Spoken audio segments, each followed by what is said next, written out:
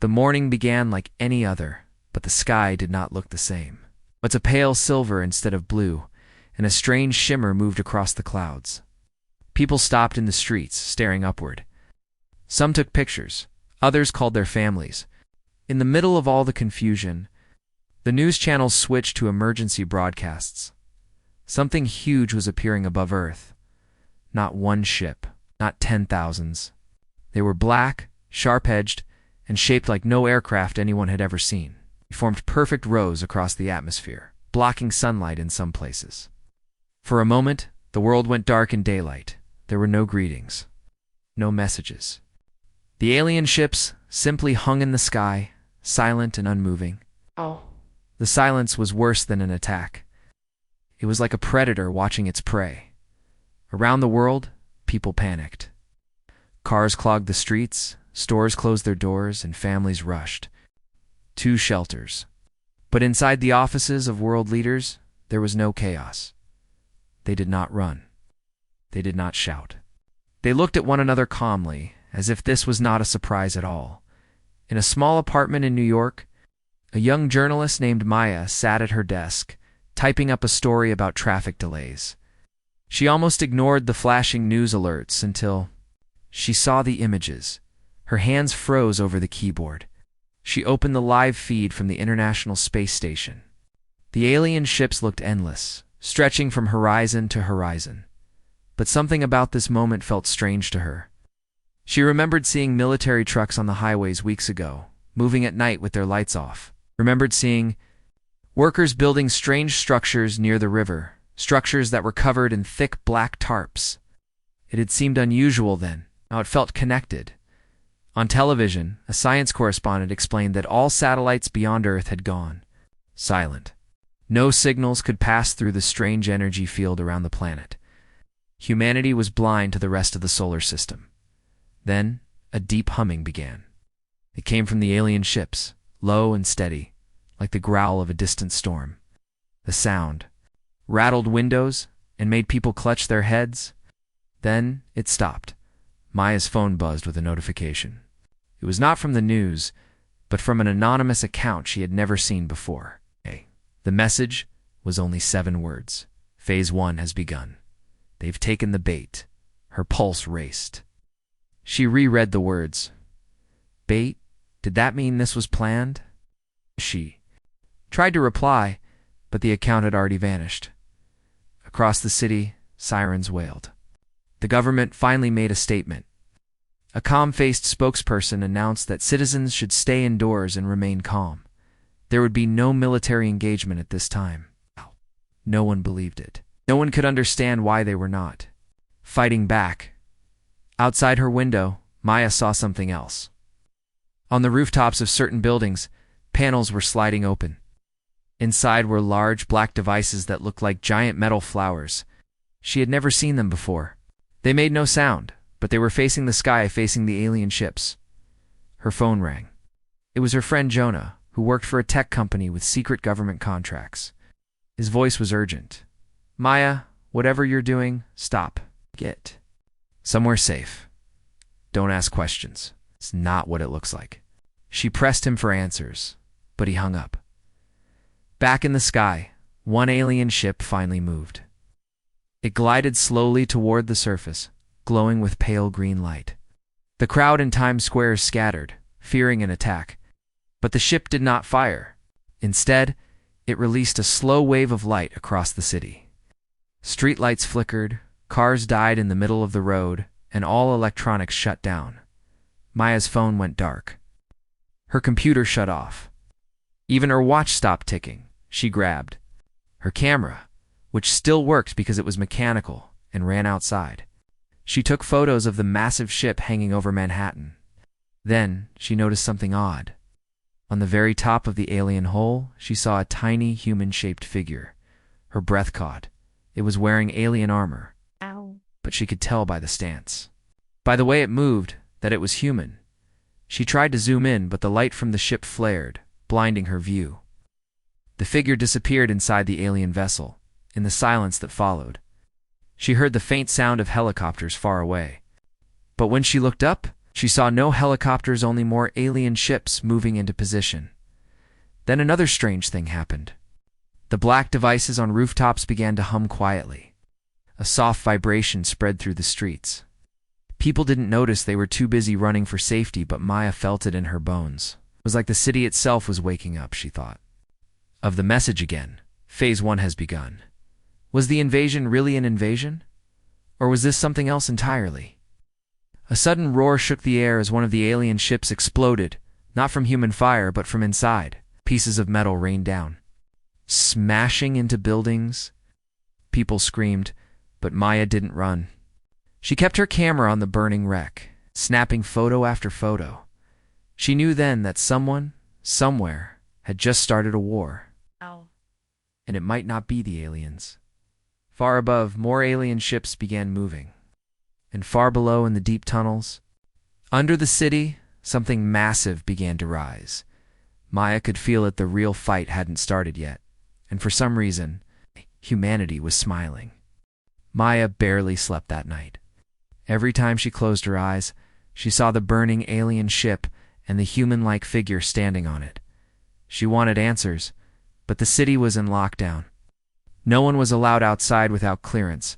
The television. Channels played only emergency updates, and most of them said the same thing.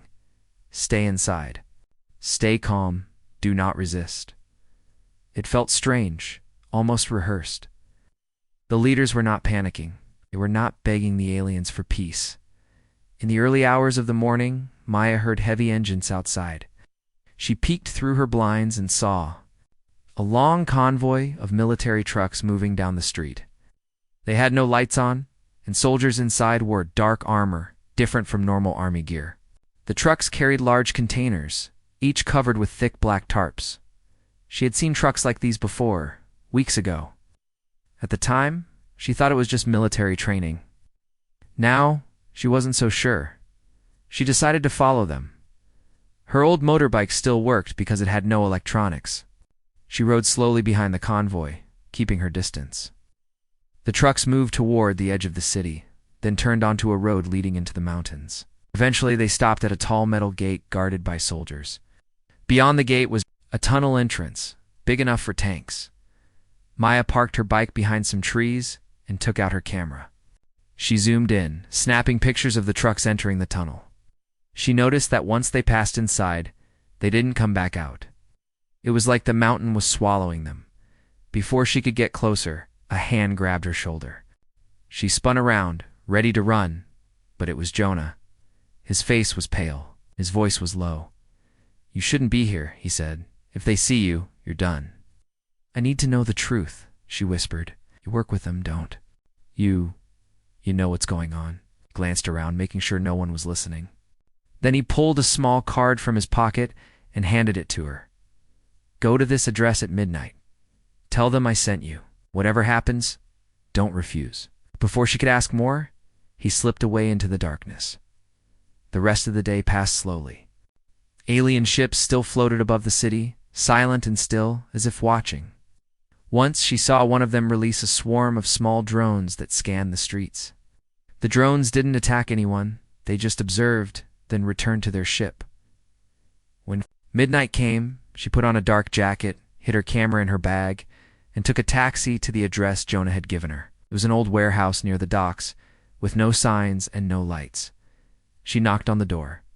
For a moment, there was only silence. Then a small panel slid open, and a pair of eyes studied her. "Password?" the man behind the door asked. She froze. Jonah hadn't given her one. But she decided to gamble. "Smile," she said. The panel slid shut. She heard heavy locks turning. The door opened just enough for her to slip inside. The warehouse was dark, except for a single lit hallway. At the end of it was a metal elevator. She stepped inside, and the doors closed automatically. The elevator began to descend far deeper than any basement should go. When the doors opened, she stepped into a massive underground room. The air smelled faintly of oil and ozone. Dozens of people in military uniforms worked at glowing control panels. On the far wall was a huge screen showing live footage from around the world, alien ships above Paris. Cairo, Tokyo, and dozens of other cities. A tall man in a black uniform approached her.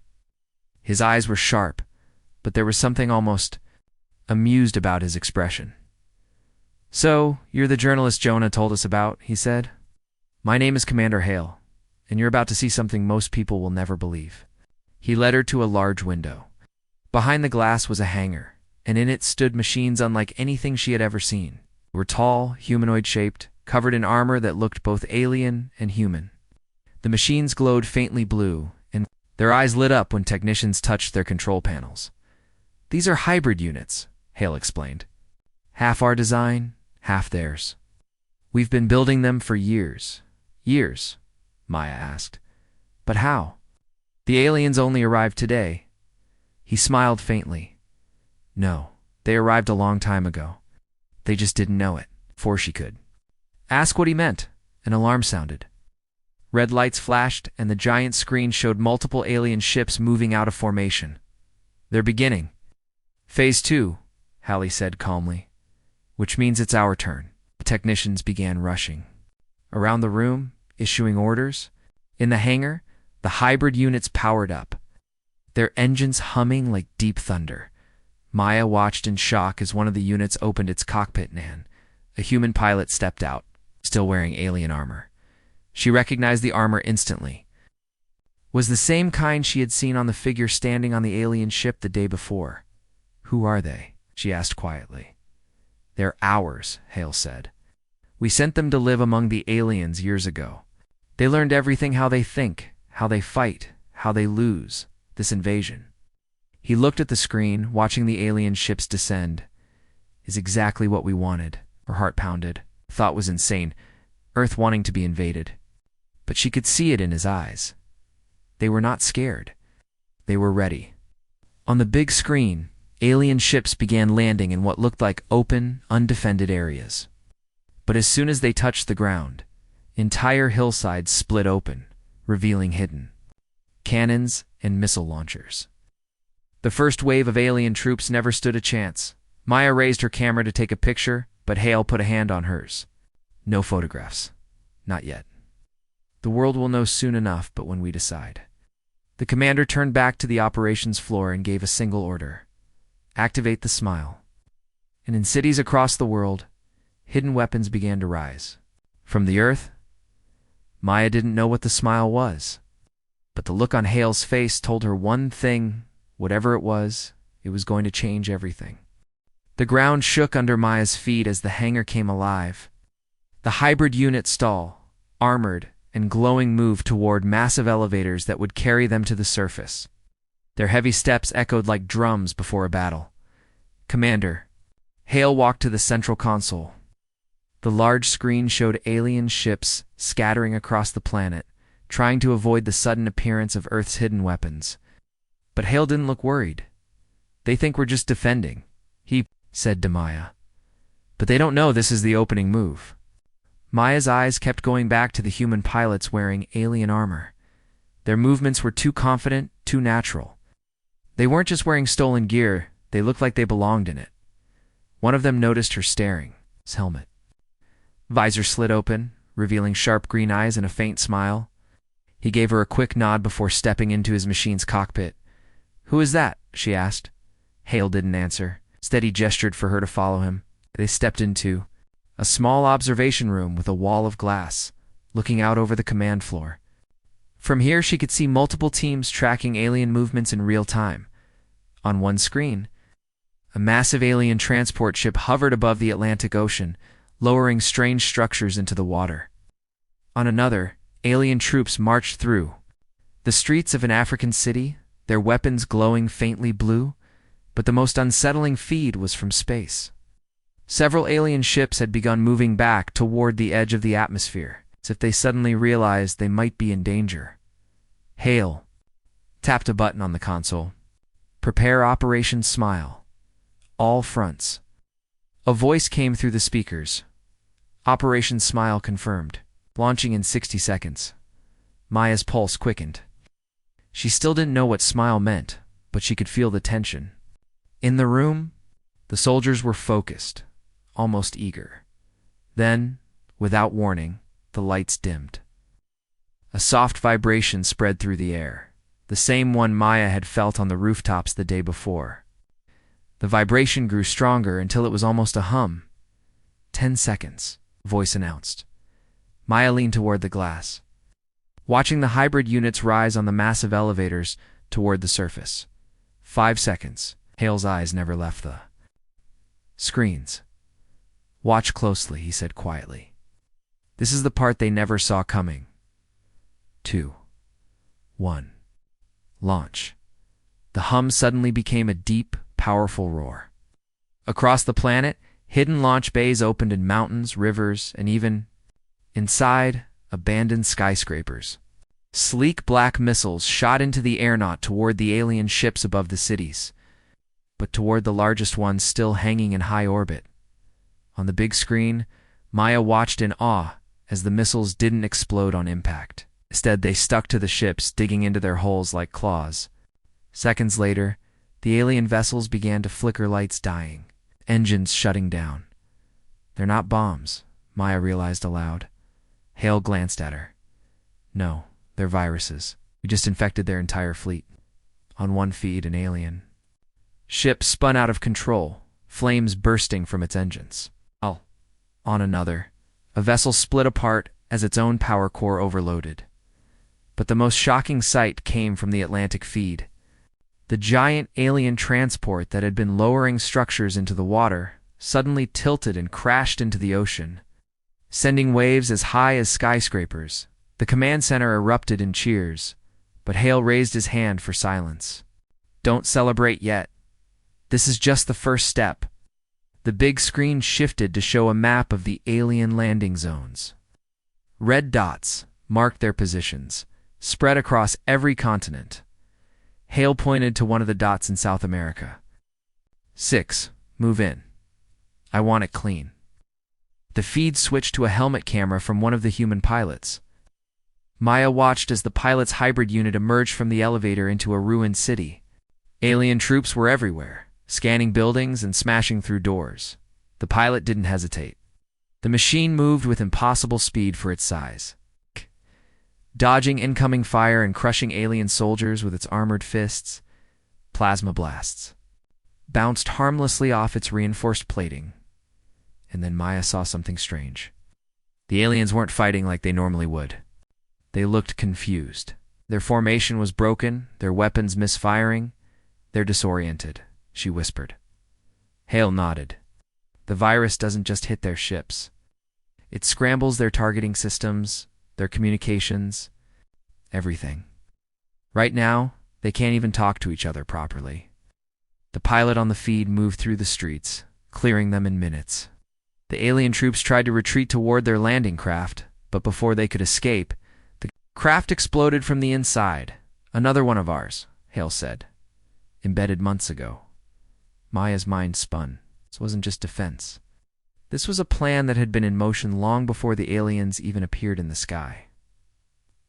One by one, the screens showed similar victories. Human forces striking fast, disappearing before the aliens could regroup. Every time a ship or base fell, the people in the command room didn't cheer. They simply marked it off a list, as if checking tasks off a schedule. This was all part of the plan, wasn't it? Maya asked. Hale finally looked at her. They thought they were hunting us, but we've been leading them here for years. Her eyes widened. Leading them here? Why? He didn't answer right away. Instead, he walked over to a secure console and typed in a code. One of the screens changed to a star map showing dozens of alien worlds. Many of them were marked with small human symbols. Maya's breath caught. Those are their worlds? Hale nodded. Half of them already have our people inside. When we finish here, we're not just going to survive. We're going to end them. Before she could react, an urgent alarm sounded. One of the larger alien ships was breaking through the virus effect, its systems coming back online. Hales. The voice was sharp. Bring it down before it calls for reinforcements. On the screen, the ship began to turn toward deep space. For the first time, the aliens were trying to run, and Maya realized something. They weren't just losing. They were afraid. The alien ship trying to escape never made it. From a launch site hidden beneath the Pacific Ocean, 3 black spears of metal shot upward at impossible speed. They pierced the vessel's hull before its shields could activate. The lights on. The ship flickered once, twice, and then the entire thing folded inward on itself, collapsing like crushed paper before vanishing in a burst of white light. The command room went silent for a moment, not from shock, but from satisfaction. Another piece had fallen into place. Maya still couldn't believe what she was seeing. "You make it look easy," she said quietly. Commander Hale didn't look away from the screens. "That's because we've already done the hard part," she frowned, which was planting the seeds, he replied. The screens changed, showing live feeds from alien landing zones around the world. But now, Maya noticed something strange. In several of the feeds, the alien troops were stopping, not fighting. Some were even turning their weapons on their own kind. "What's happening to them?" she asked. "They're not all aliens," Hale said. "Some are ours." Her eyes widened. "Yours? I mean humans?" he said simply. "Dressed as them? Living as them?" For years, Maya stared at the screen, watching one of the supposed alien soldiers remove its helmet mid-battle. The face beneath was unmistakably human. Soldier smiled before throwing a grenade into a group of true aliens. "You put people inside there." "Army?" she asked, almost in disbelief. Hale finally turned to look at her. "We didn't just put people inside their armies, Maya. We put people inside their worlds." She felt a chill crawl up her spine. The big screen shifted again now, showing footage from a desert world lit by 2 suns. Structures were alien, but the soldiers, walking among them, moved with human posture. Hallie pointed to them. "That's one of their training colonies. Half those troops are ours." Maya shook her head slowly. How long have you been doing this?" Hale's mouth curved into a small, satisfied smile.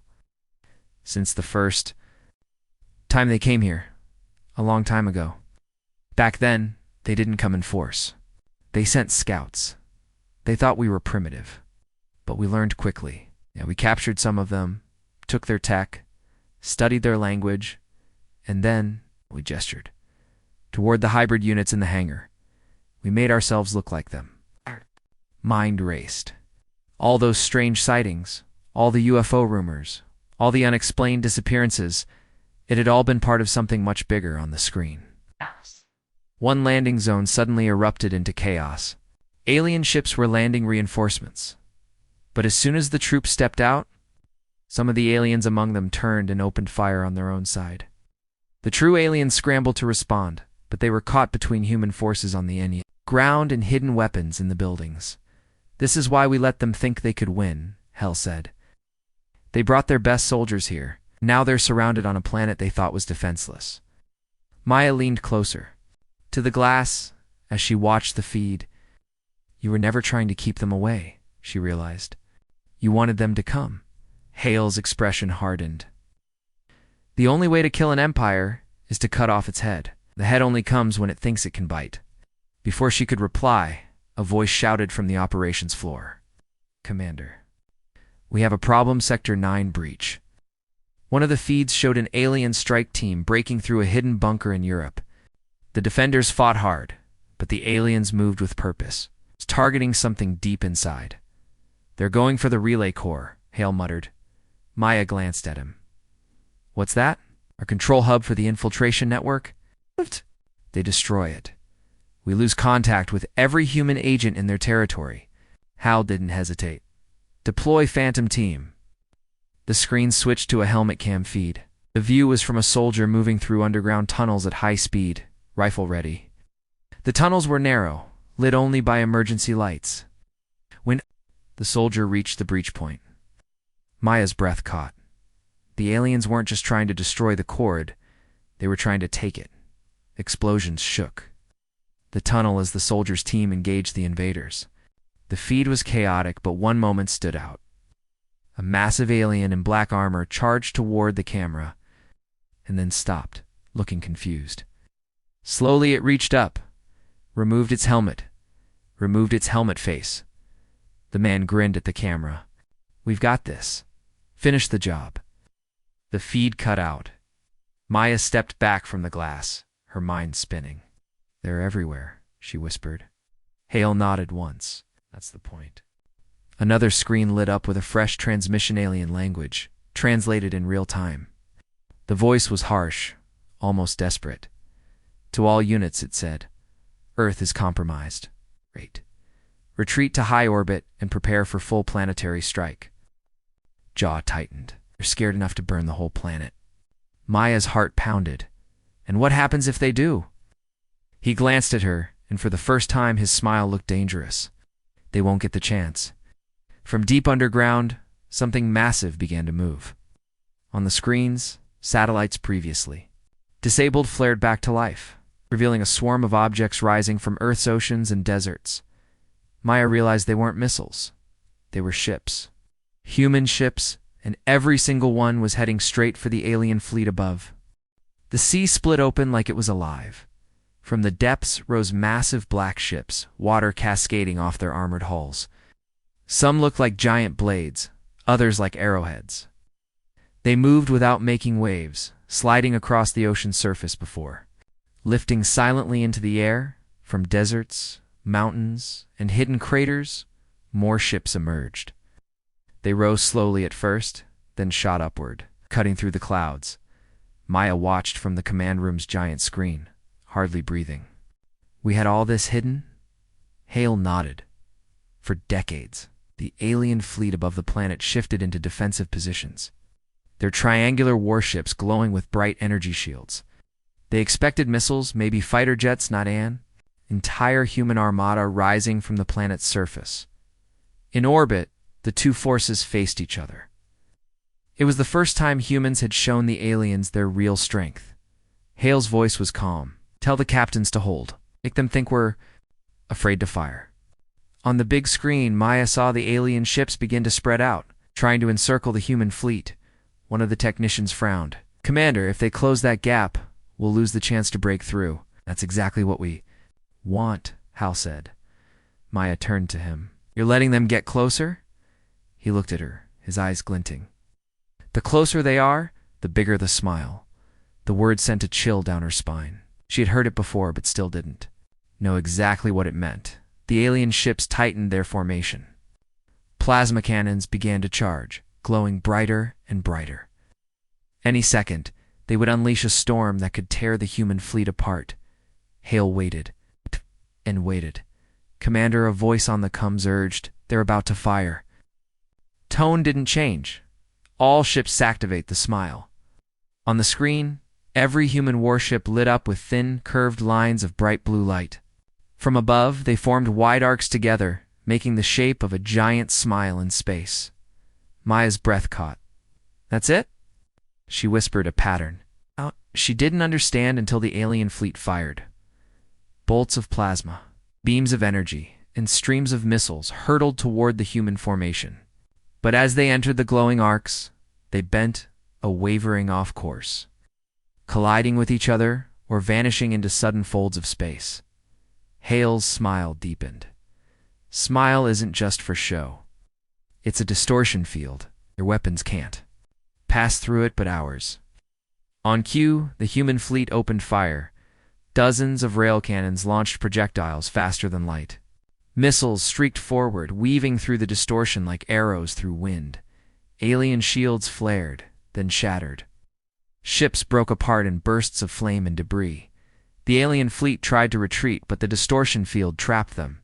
In place, in minutes, hundreds of their warships were destroyed. The rest began breaking formation, scattering in panic. Maya couldn't believe what she was seeing. The same invaders who had hovered above Earth like gods were now running like prey. In the middle of the chaos, a voice came through the comms. It was one of the infiltrators, speaking in alien tongue, translated instantly on the screen. Their high command is exposed. I can lead you to them. Hale didn't hesitate. Send coordinates to the flagship. I think the human fleet shifted direction, cutting straight through the broken enemy lines. On the edge of the battle, a massive alien command ship loomed, 3 times the size of any other vessel. It tried to jump to hyperspace, but the Smile's distortion field snapped around it. locking it in place. "Board it," Halle ordered. From the lead human ships, swarms of boarding pods shot forward, clamping onto the alien vessel's hull. Hybrid units leaped into the vacuum, moving as easily in space as they did on land. They cut through the outer hull with glowing blades. Vanishing inside, the battle raged in silence beyond the glass of the command room. Maya's eyes stayed on the boarding feed. In dark, metallic corridors, human soldiers moved with precision, cutting down alien guards before they could raise alarms. The infiltrator who had sent the coordinates was among them, still wearing alien armor. They reached a massive chamber filled with control chairs and holographic displays. At the center stood a tall figure in ornate alien armor, its helmet shaped like a crown. The infiltrator spoke briefly in the alien language. The figure turned slowly toward the camera, then removed its helmet. Maya gasped. It was human. "Hails." The voice was calm, almost cold. "That is our deepest agent. He's been commanding their fleets for years." On the feed, the agent raised a hand, and the alien officers around him dropped their weapons without a fight. A second later, the alien command ship systems went dark. Every remaining alien warship in orbit, froze engines dead, weapons offline. "They've just lost their eyes," Hale said. "And their teeth." In the silence that followed, Maya felt the weight of the moment. The war in space was over. But something about Hale's expression told her it wasn't the end. On the far side of the room, a new alert flashed on one of the consoles. Long-range scanner had picked up something massive, moving toward the edge of the solar system. Bigger than any alien ship they'd fought so far. "Another fleet?" asked. Hale's eyes narrowed. Not theirs. She stared at the readings, her heart sinking, then whose? His answer was almost a whisper. "Ow." "The reason we planned all of this?" The alien command ship drifted in silence, its lights dead. Round it, the wreckage of hundreds of alien warships floated in the black of space. The battle above Earth was over. Inside the underground command center, the mood was quiet, not celebration, not relief, but the stillness of a predator after the kill. Maya watched the screens as human ships pulled back into formation. Hale stood with his hands behind his back, eyes on a single flashing console. The signal was faint, but it was growing stronger. "That's the thing you saw before," Maya said softly. Hale nodded. "It's not the same species, and it's coming in fast." Before she could ask more, a new voice cut through the comms. It was deep, unfamiliar, and speaking the alien language. The translation scrolled across the bottom of the screen. "This is the Galactic Council. Humanity, cease your attack and release the captured fleet." Ack! The room went still. The Galactic Council was more than just the enemy they'd fought. It was an alliance of dozens of alien civilizations. For years, humans had been ignored by them, treated as nothing. Hale tapped the console. Open channel. The main screen shifted to a view of a massive circular chamber in space. Dozens of alien leaders appeared, each seated on floating platforms. Their faces ranged from reptilian to insect-like, to shapes Maya could barely understand. "You have destroyed one of our founding member species," a tall, silver-skinned alien said. "Do you realize the consequences?" Hale's voice was calm. "Yes." Maya almost laughed at the way the alien leaders blinked in confusion. Another alien, with crystal-like eyes, leaned forward. "You think you have one? But you have started a war you cannot end." Hale's reply was as steady as ever. "No, we ended a war you started years ago." A low murmur spread through the chamber. The council members clearly hadn't expected defiance. Then the silver-skinned alien spoke again. "We will not debate with a primitive world. We will surrender the captured ships or face the combined fleets of the council." At that moment, a smaller alien, pale, thin, with a trembling voice interrupted. They should not be threatened right now." The others turned toward it sharply. "Why not?" Crystallite alien demanded. The pale one looked straight ahead as if it feared even speaking, "Because it's awake." The chamber fell silent. Even through the screen, Maya could feel the tension. Hale's gaze sharpened. "What's awake?" No one answered. The pale alien lowered its head. Then, without warning, the signal on the scanner grew stronger, 10 times stronger. The technicians in the command room scrambled to adjust the feed. When the image came into focus, Maya felt her chest tighten. It wasn't a fleet. It was one object. It was bigger than a moon, covered in dark plates that shifted slowly like they were alive. Around it, strange lights pulsed in patterns that made her head hurt to look at. "What is that?" she whispered. One of the technicians turned toward Hale, his voice tense. "Sir, it's moving faster than light, without any jump signature." "That's impossible."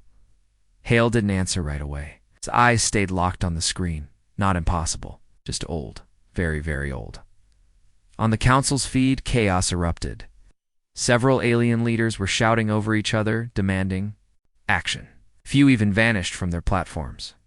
Ending the transmission entirely, the silver-skinned alien tried to regain control. "This matter is closed. Humanity, do not interfere. That thing is not for you to face." Hale's tone was like steel. "Then why is it heading straight for Earth?" No one replied.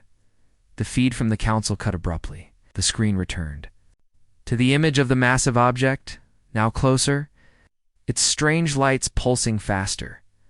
Maya turned to Hale. "You knew about this, didn't you? This is why you wanted them here." He finally looked at her. "The aliens we just defeated, they were preparing for this? They've been trying to slow it down, keep it away, but they failed. Now it's our turn." She shook her head in disbelief. "So all of this, the invasion, the infiltration, the smile, it was never just about them." Hale gave the faintest smile. "No, they were just practice." An alarm began to wail in the command center. The scanners showed the object accelerating. Its path was direct. No deviation, no hesitation. One of the technicians looked up in panic. "Sir, if it keeps this speed, it will enter orbit in less than 12 hours. Hale turned toward the operations floor. "Recall every fleet, prepare planetary defenses, and wake the sleepers." Maya frowned. "Sleepers." He glanced at her. "You'll see." From deep beneath the command center, something massive began to stir. The floor vibrated softly, then harder, until dust drifted from the ceiling.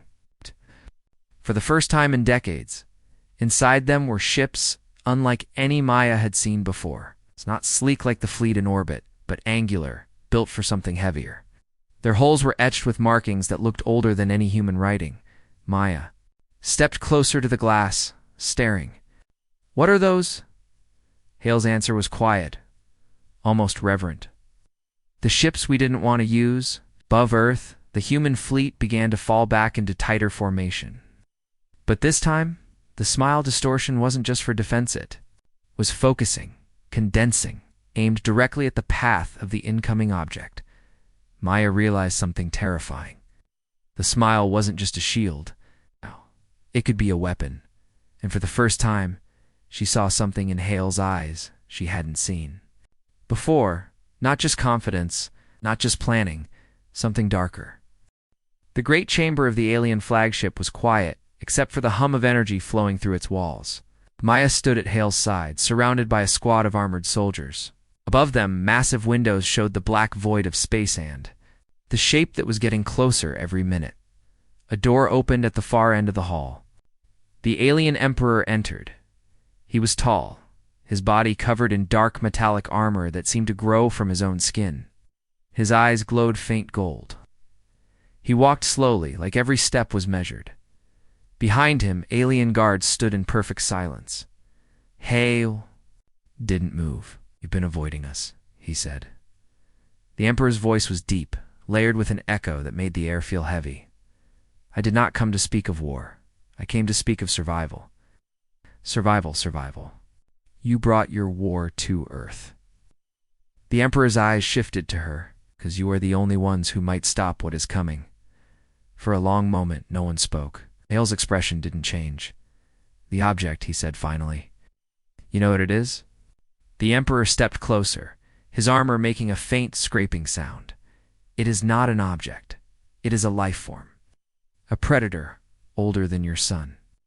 It devours worlds, not for resources, not for power, but for the pleasure of the hunt. Maya's stomach tightened. And it's heading here. Yes. The Emperor said, "We have been running from it for centuries. Every war we started, every planet we conquered it, was not to build an empire. It was to build walls. Your world was meant to be another wall." Hale's voice was calm, and you failed. The Emperor's gaze hardened. "Yes, and now it will feed." Maya stepped forward. "Why not warn us instead of attacking us?" The alien ruler's face shifted, a flicker of something like shame, because you were too young, too untested. "We needed warriors who had already bled in real war, so we brought you war." Hale's eyes narrowed. "You wanted to train us by killing us." "It was the only way," the Emperor said, his voice low. "And now, you are ready, you will die." Outside the windows, the shape in the distance pulsed with strange light. It was closer now, and Maya could see movement across its surface, huge. Shapes crawling like living mountains. The Emperor glanced at the view. "It is called the Harrower. In my tongue, it means the end of roads. Once it arrives, there is no escape. It will strip your skies, burn your seas, and turn your cities into ash. And then it will move on." "Hey, step toward the window. Not this time." The Emperor tilted his head. "You think your smile will harm it? It's not." "A shield," Hale said. "It's a signal. And it's been calling something here since the first day of your invasion." The Emperor's eyes narrowed. "Calling what?" Hale didn't answer right away. Turned slightly to Maya. "Tell him." She hesitated, then said, "The ships you saw hidden under the earth, the ones you thought were human designs, they're not. They were here long before us." The alien Emperor's gold eyes widened slightly. "You have ancient weapons." Hale's smile was thin. "Not weapons. Predators. Like your Harrower. But ours don't eat planets. They eat things like it." Maya felt the temperature in the room drop, though she wasn't sure if it was real or just in her head. The Emperor's voice was almost a whisper now. "You are playing with forces you do not understand." "That's what you said when you invaded," Hale replied. "And look where that got you." The alien ruler looked from Hale to Maya, then back to the growing shape outside the window. "If you fail, there will be nothing left of your species, or mine." Hale's answer was, "Cold, then we won't fail." The room trembled slightly. A low rumble filled the air deep, like thunder rolling across an endless plain. The Harrower had released a sound, though no mouth could be seen. The vibrations passed through the walls, through the soldier's armor, through bone. Some of the alien guards staggered, clutching their heads.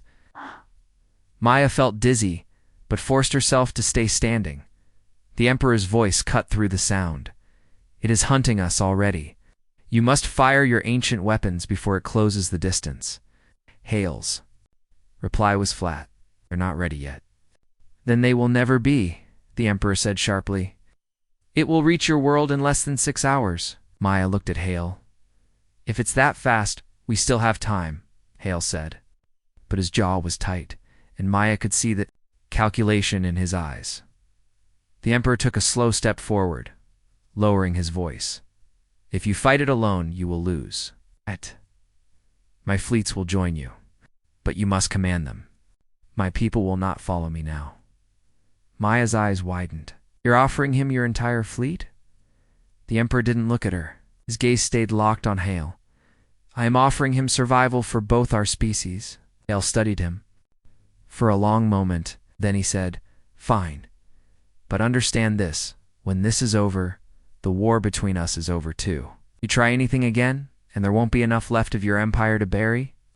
The Emperor inclined his head slowly. "Agreed." The sound from the Harrower grew louder. Outside the window, its surface shifted again, revealing vast openings that glowed with light. Something inside was moving. Something enormous, Maya whispered. "It's getting ready." Hale turned toward the comms officer. "Signal all fleets, human and alien. Formation Sigma. The Emperor raised an eyebrow. Sigma. Hale's voice was steady. It means the trap is closing. The stars outside were gone, not because they had vanished, but because the harrower now filled the view. It was so vast that its dark surface blocked the light of whole constellations. Strange shapes moved across its skin-towering limbs, spiraling. Tendrils and eyes that glowed like molten metal. Inside the joint human-alien command ship, alarms wailed. Hale stood in the center of the control deck. The alien Emperor stood to his left, silent. Maya was at the tactical display, her hands flying over the controls. All fleets in position, she said. Human ships. 8. And alien ships. The Emperor glanced at Hale. If this fails, Hale cut him off. It won't. Outside, thousands of ships formed a massive ring around the harrower, keeping distance but slowly tightening the circle. The harrower moved without thrusters, sliding through space like a living shadow. It opened its largest eye. Light spilled out. Light that seemed to twist reality itself. A beam of pure energy lashed out, slicing through 3 alien warships in a heartbeat. Maya flinched. It's testing us. Hale's voice was calm, almost too calm. Let it. The human ships didn't fire yet. Instead, they shifted formation, revealing massive shapes hidden between them.